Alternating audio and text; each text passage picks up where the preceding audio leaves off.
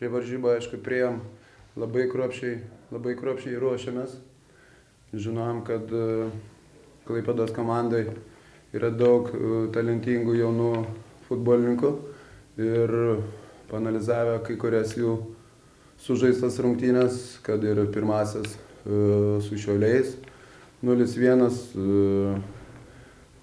sensacijos, sakykime, tos rungtynės, sensacijos gal ir nepavadins, bet gero lygios rungtynės 2-2 su Ekranu, tai mus privertė be abejo ypač kruopščiai ruoštis, tai mes sakykime, vyrai įvykdė planą rungtynių ir džiaugiamės tą pergalę.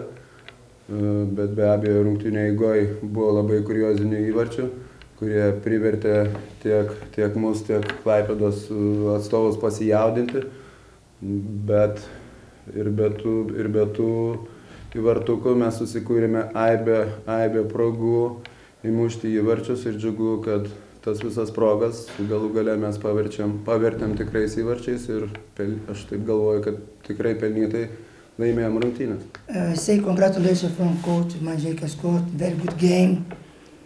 When play good, when drew the game, but number 10 fantastic player. Number 10 very good player.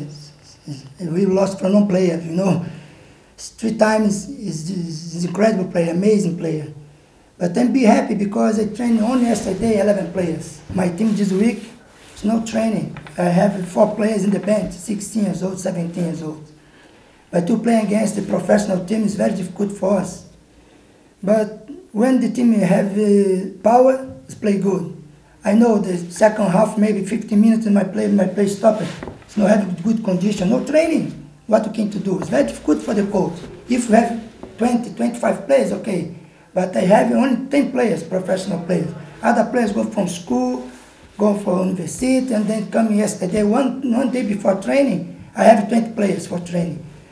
But I'm happy because the players give your best for Klaipėda, you know.